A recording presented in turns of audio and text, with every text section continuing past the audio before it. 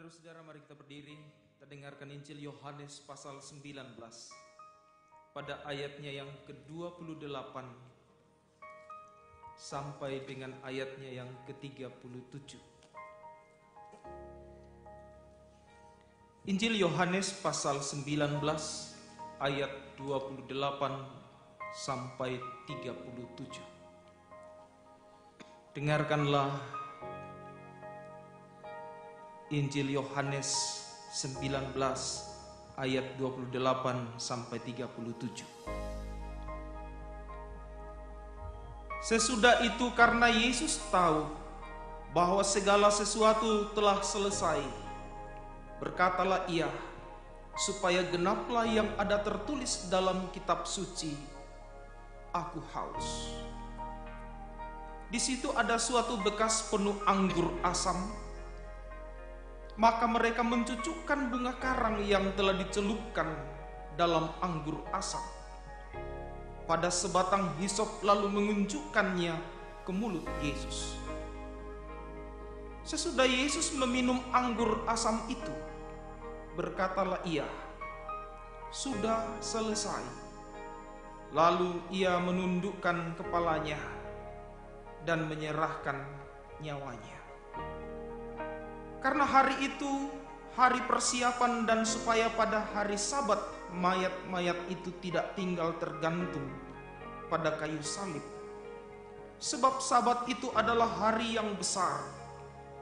Maka datanglah orang-orang Yahudi kepada Pilatus dan meminta kepadanya supaya kaki orang-orang itu dipatahkan dan mayat-mayatnya diturunkan. Maka datanglah prajurit-prajurit lalu mematahkan kaki orang yang pertama dan kaki orang yang lain yang disalibkan bersama-sama dengan Yesus. Tetapi ketika mereka sampai kepada Yesus dan melihat bahwa ia telah mati, mereka tidak mematahkan kakinya.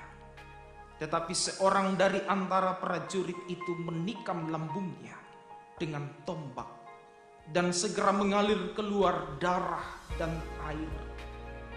Dan orang yang melihat hal itu sendiri yang memberikan kesaksian ini, dan kesaksiannya benar, dan ia tahu bahwa ia mengatakan kebenaran supaya kamu juga percaya. Sebab hal itu terjadi supaya genaplah yang tertulis dalam kitab suci, tidak ada tulangnya yang akan dipatahkan. Dan ada pula nas yang mengatakan mereka akan memandang kepada Dia yang telah mereka tikam. Amin. Kure semangat.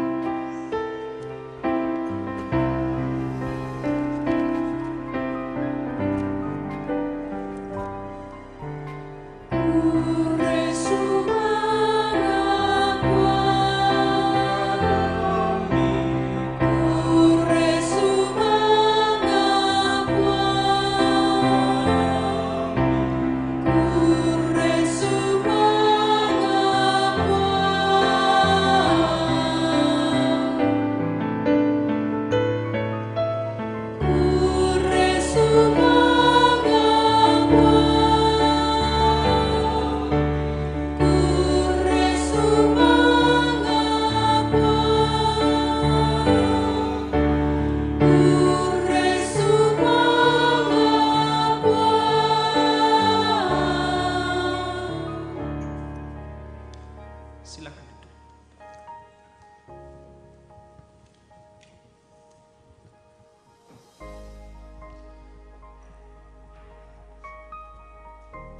Selamat pagi. Selamat menikmati dan mensyukuri merayakan Jumat Agung. Tema kita hari ini adalah sudah selesai, berdasarkan bacaan Yohanes pasal 19 ayat 28 sampai 37. Saudara-saudara, saya yakin dan percaya banyak orang dalam kehidupannya di rumah pribadinya atau rumah dinasnya atau di mana saja dia merindukan membuat taman. Taman itu bagus sekali kalau kita tata sedemikian Apalagi kalau ada kebun yang agak luas di belakang rumah dijadikan taman di mana sering kita berkumpul, sering kita bakar-bakar sampah, bakar-bakar ikan. Enak ngumpul dengan anak-anak. Bahkan Bapak Ibu Saudara-saudara, banyak orang membuat taman-taman yang indah untuk dia tempati, mendapatkan inspirasi. Untuk senang, cerdas lagi otaknya, cerah lagi. Apalagi kalau capek pulang kerja dari kantor. Wah, stres dengan pekerjaan yang begitu banyak. Bahkan mungkin ketakutan-ketakutan di lingkungan kita dengan corona yang ada. Tapi ada taman, mungkin saya bisa berlindung di sini, segarkan pikiran saya. Taman itu begitu penting. Saudara-saudara, terbayangkah dalam pikiran kita bahwa taman tempat Yesus yang sering datang berdoa, selalu datang berdoa, taman tempat di mana Yesus merasakan perjumpaan dengan Allah itu begitu enak dan tenang. Pada akhirnya dari taman itulah akhir dari semuanya untuk lalu masuk ke dalam penderitaan. Ada kebayangan dalam membaca firman Tuhan bahwa sesudah di taman itu ia berdoa, mulailah dia memasuki penyiksaan yang sungguh dalam dan parah. Saudara-saudara, penderitaan dimulai dari Taman Getsemani. Yesus ditangkap sesudah berdoa di taman itu. Dan setelah itu Yesus makin mengalami banyak penderitaan sampai mati di kayu salib di Bukit Golgota. Tak ada murid-murid berani mendekat dalam penangkapan itu. Hanya melihat dari jauh saja ketika Yesus tersalib. Bukankah mereka adalah murid-murid yang terlalu dekat, tahu persis dengan Yesus, melayani Yesus dengan sukacita, bahkan selalu dekat dengan kehidupan dengan Yesus, membuka perasaannya kepada Yesus, itu murid-murid. Tapi ketika Yesus mengalami penderitaan, mulai mundur satu persatu. Ngintip jauh, dia lagi ngapain? Oh, apa yang terjadi? Aduh, kasihan. Nah, saudara-saudara yang kekasih dalam Tuhan, mungkin tidak tega melihat Yesus disiksa, diperlakukan seperti seorang penjahat, padahal bukan penjahat. Dia diejek, dia dihina, bahkan mencari lagi siapa murid dari Yesus, tangkap juga dia. Apakah engkau salah satu dari mereka? Tidak. Saudara-saudara, penderitaan Yesus sungguh mengerikan. Bukan karena tidak sanggup Yesus melawan saudara, tapi hendak memperlihatkan kepada manusia bahwa dia mengalaminya justru untuk menyelamatkan saudara dan saya, menyelamatkan dunia ini. Itu yang penting. Bukan berarti Yesus tidak sanggup, tapi karena cintanya kepada saudara dan saya, kepada kita semua, pada dunia ini, ia mengalaminya untuk semuanya itu. Yang sesungguhnya kitalah manusia yang menderita karena dosa kita yang kita lakukan, dan bahwa itu semua adalah kehendak Allah. Yesus tersalib selain karena memang dosa kita. Dia taat kepada Allah, saudara. Dalam Yesaya bacaan pertama kita tadi ceritakan tentang hamba Allah itu memang diutus untuk menyelamatkan manusia dari dosa yang dilakukan, meskipun pada diri hamba itu tidak ditemukan bukti telah melakukan kejahatan. Yesaya bacaan kita tadi. Saudara-saudara, pada diri seorang hamba tak ditemukan bukti telah melakukan kejahatan, namun hamba itu diperlakukan seperti seorang penjahat, Yesus.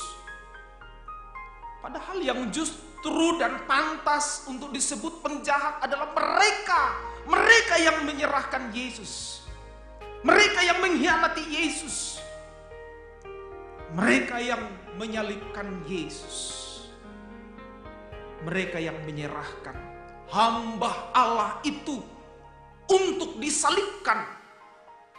Maling teriak maling, korupsi teriak korupsi. Lalu saudara-saudara, setelah Yesus sendiri berkata sudah selesai oleh tema kita hari ini, ada hal yang menarik bagi saya. Siapakah yang merawat? Siapakah yang menurunkan jenazahnya? Jadi pertanyaan, bukankah para murid sudah pergi bersembunyi karena takut?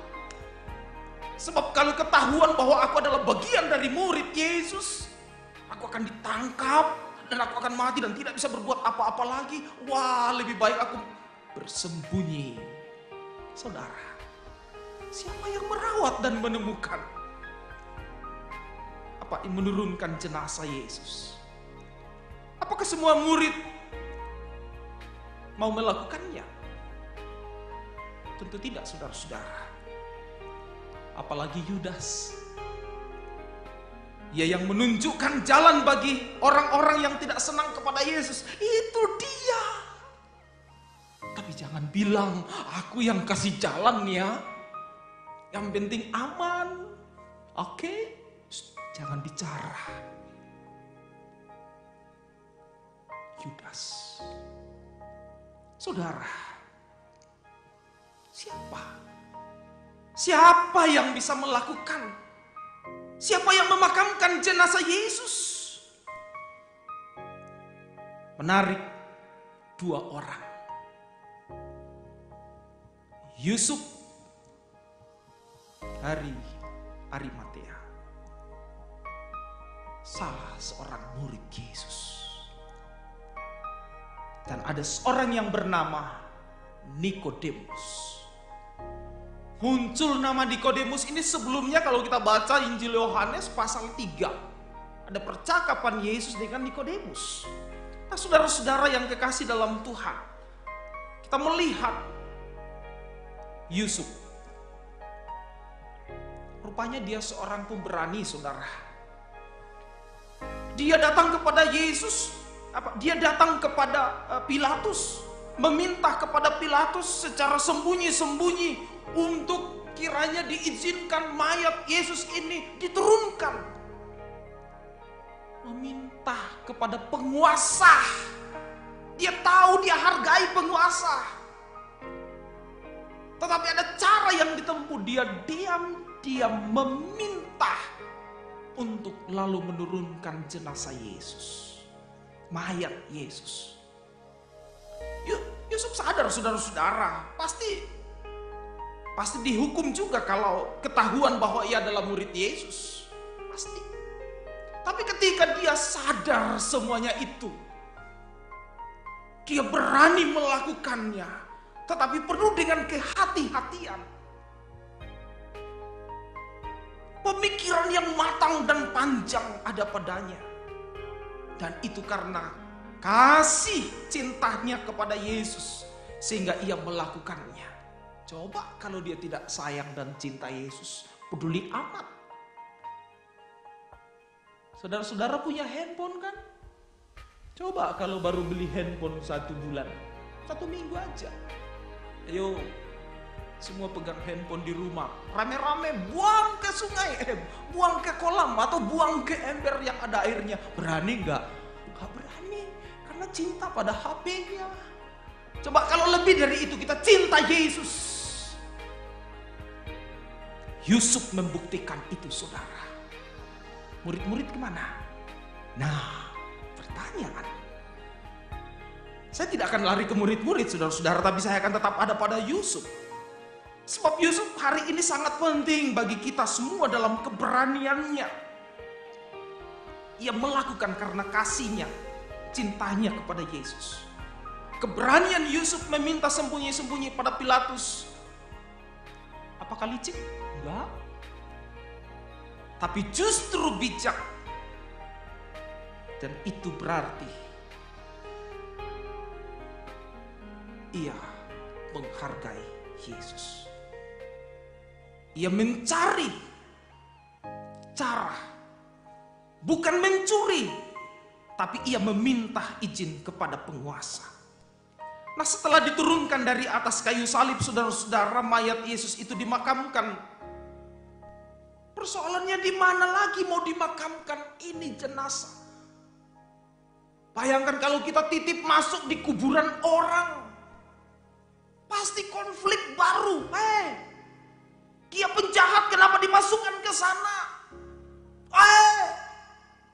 Dia itu kena virus corona, kenapa dibawa ke kuburan itu? Terjadi. Bahkan saudara-saudara, jangan pergi kubur dia. Dia kena virus. Wah, Yesus, saudara-saudara, murid-muridnya pergi. Sedih. Berharap banyak yang datang melayat, tapi tidak ada. Lebih dari yang terjadi sekarang ini, Yesus alami, saudara. Karena itu keluarga yang berduka, jangan larut dalam dukamu, karena Yesus sudah mendahului itu. Dia buat, dia memberi contoh, menghadapi semuanya itu. Dan ternyata seorang Yusuf yang setia. Saudara, sangat tidak mungkin jika mayat Yesus itu dimakamkan di tempat orang lain. Karena itu, Yusuf sudah memikirkan dengan matang. Takut jika ada diskusi, bahkan perdebatan, persoalan baru. Karena itu, ia dimakamkan di tempat yang belum digunakan. Dan tentunya kuburan itu ada hubungan darah, ada hubungan baik antara Yesus dengan pemilik kuburan itu. Saudara-saudara, Yusuf tidak mementingkan dirinya sendiri. Yusuf tidak banyak kata-kata. Yusuf tidak banyak memposting tentang ide-ide yang lain. Atau tidak mulai mengatakan, ini aku yang bisa melakukannya, aku membuatnya semua. Tidak, saudara. Yusuf tidak banyak teori, tetapi tindakan. Memang kasih tidak cukup jika hanya diucapkan, lebih dari berbagai untaian dan uraian penjelasan sedetail apapun, terperinci sekali, tetapi dinyatakan di dalam sikap. Itulah Yusuf yang menurunkan jenazah Yesus dari salib dan memakamkannya. Saudara-saudara yang kekasih dalam Tuhan, siapakah yang kedua? Nikodemus. Nikodemus adalah seorang Farisi, pemimpin agama Yahudi, pernah berjumpa dengan Yesus. Yohanes pasal 3. Saat kematian Yesus, justru datang membawa campuran minyak mur dan gaharu yang bisa digunakan untuk mengurangi bau mayat Yesus.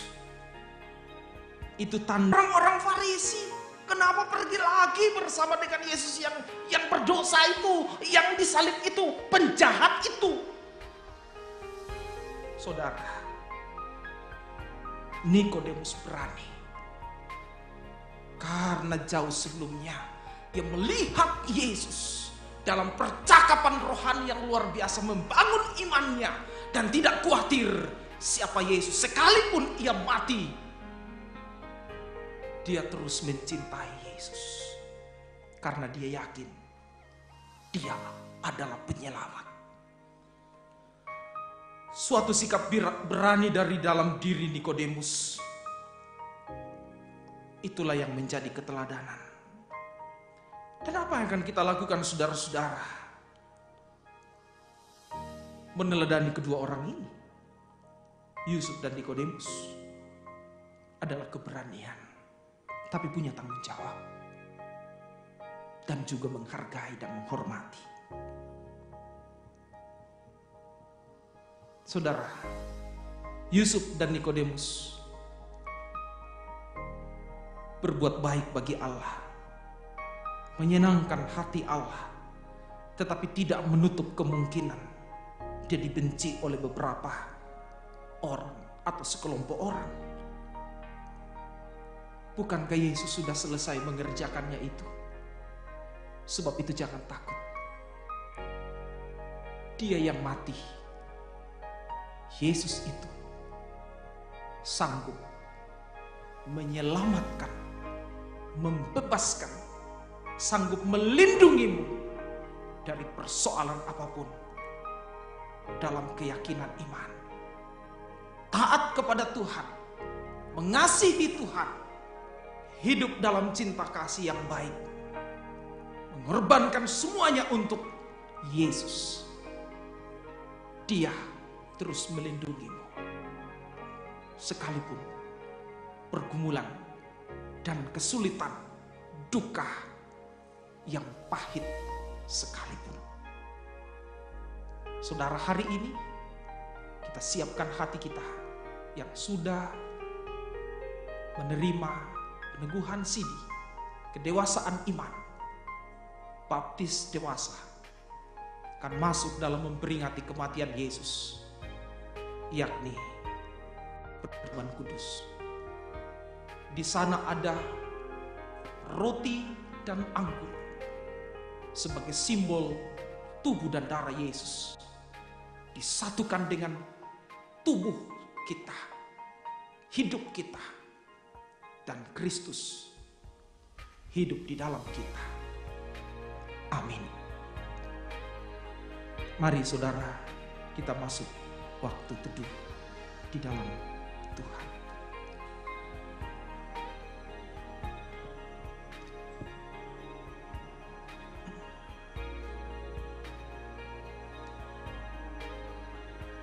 Tuhan Yesus,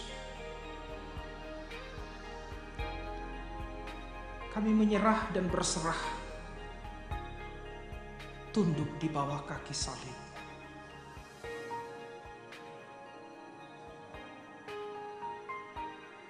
Engkau telah mengerjakan semuanya untuk kami. Hal yang tak mampu kami pikul, Engkau sanggup untuk kami. Di sana kami melihat cinta-Mu yang besar untuk kami, Tuhan. Datang ke dalam dunia untuk menebus dosa kami.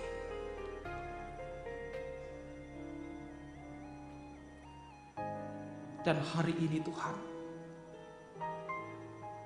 kami kembali dipanggil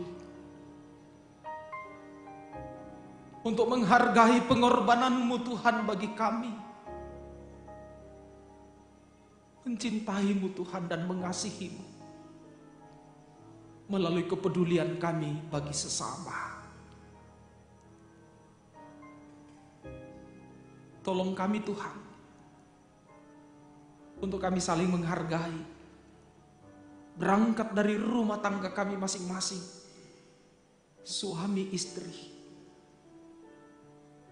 orang tua dan anak-anak, anak-anak kepada orang tua, saudara bersaudara, sesama, bahwa Engkau telah selesai mengerjakannya untuk kami. Dan kami mau siap masuk dalam perjamuan kudus-Mu Tuhan, dibaharui kembali dengan tubuh dan darah Yesus. Sucikan kami Tuhan,